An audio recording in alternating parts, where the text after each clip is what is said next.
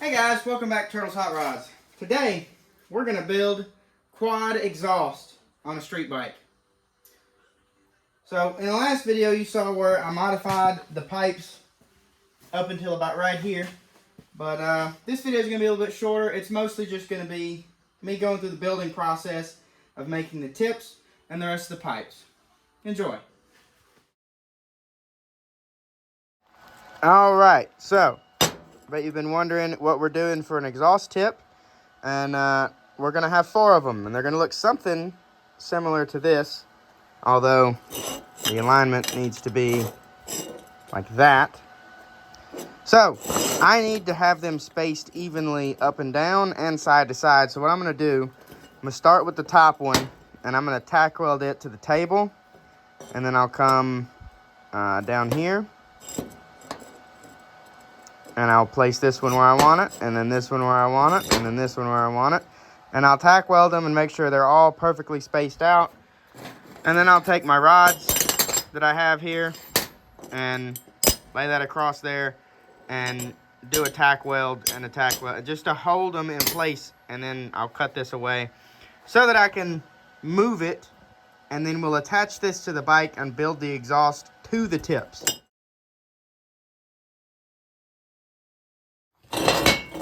Now listen, I don't know much, but I know that that looks really cool. Okay, so you can see how the exhaust tip is going to be sitting on the bike. I just have it zip tied up there and taped on right now. I put my mock-up pegs back on because I wanted to make sure that my foot was going to be out of the way of the exhaust, and at this angle, you know, it should be fine. It might burn the edge of my shoe if I get too close to it, but I'll just have to be conscious of that, or I might even build a little heat shield coming off of the exhaust pipe right there. But I'm about to make a bracket that is gonna go from the frame somewhere along in here. Okay, so I have the exhaust tips about where I want them to be, and I have cut out these 2 pieces of steel here. These are going to be my mounting brackets to hold the back of the exhaust. This basically is going to go on just like that.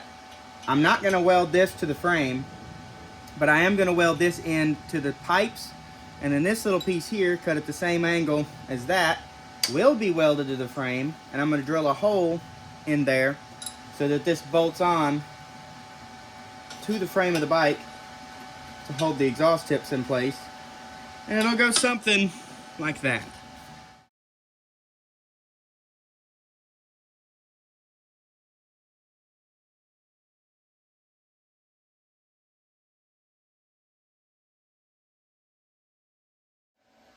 Alright, I got that mounted on there. It's pretty sturdy. It's not gonna go anywhere. You know, it's a little wiggly, but it's not touching the frame at all. I cut this down because in reality, whenever this is made of metal, this is probably going to be much smaller. And so I'll have plenty of room. I'm actually going to remove this because none of the pipes should get in the way of my rear set controls, which is going to come from here straight down to there. And then I'll build my piece off of that. So I'm going to remove that so it'll be out of my way. And I looked up the firing order of the bike online, and it's really hard to find the information on it, but it says the firing order is 1, 2, 4, 3. So if you're looking at the engine, you got 4 cylinders. That's 1, that's 2, that's 4, and that's 3.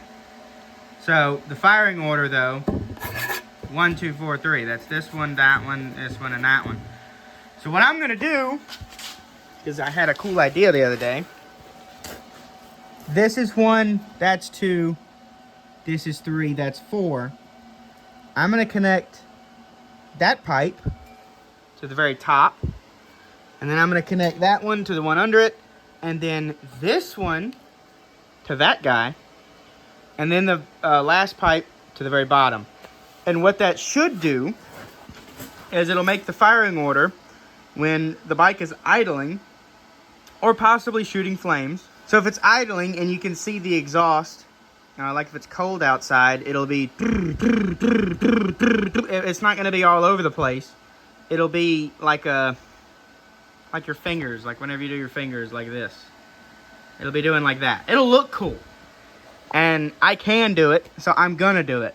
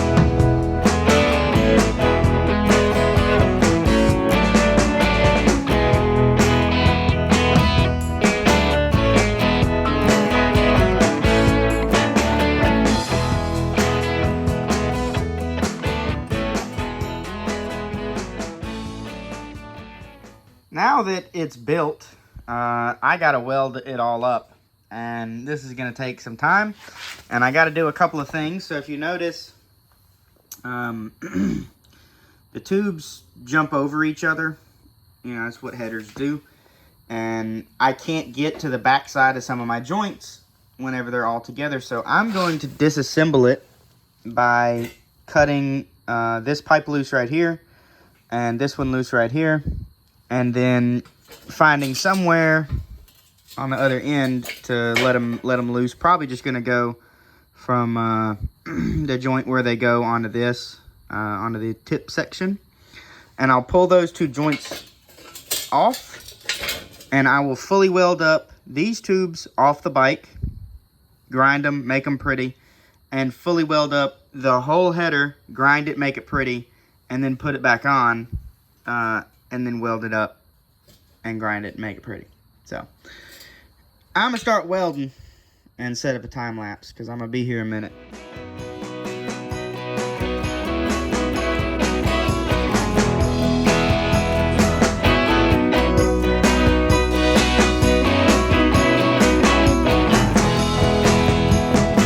Alright, I have fully welded up every joint I can access in the header, and now I'm going to start grinding the welds.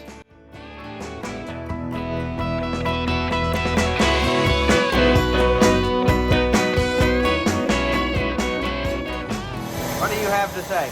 Huh? What do you want?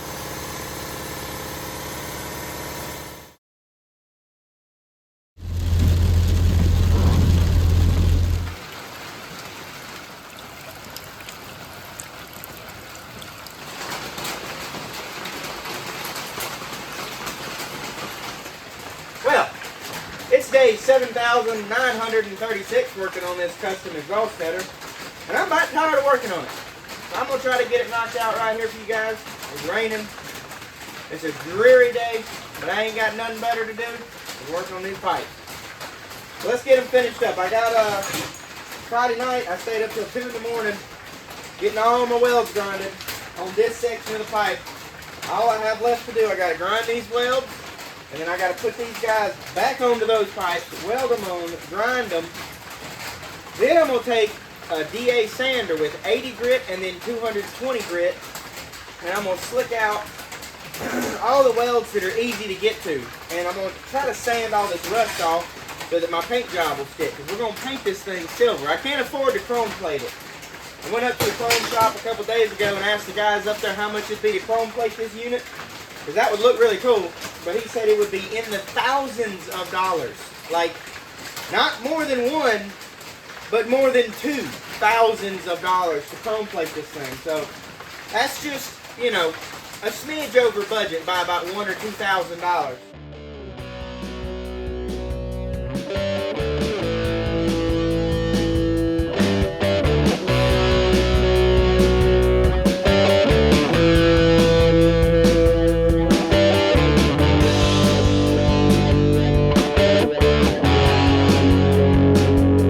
Look at the ground.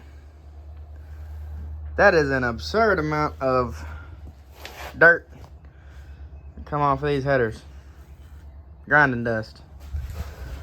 All I have left to do is take my red Scotch-Brite over here, Scotch-Brite pad, and scuff it really good everywhere I can get it. And then we gonna squirt some paint on it.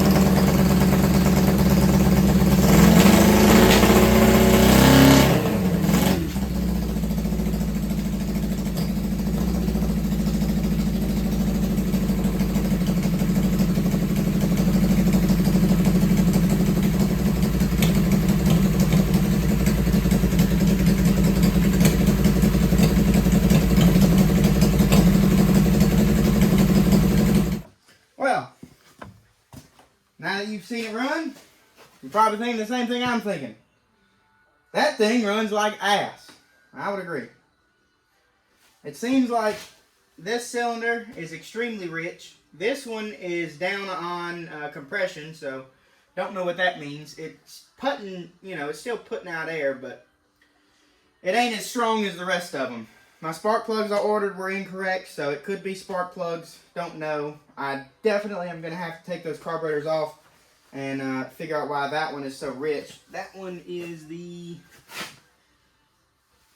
number 2 cylinder, so I got to figure out why he's so rich. Anyway, we'll figure that out next video where we work on the bike. We're going to be tuning the carburetors and getting this thing running right.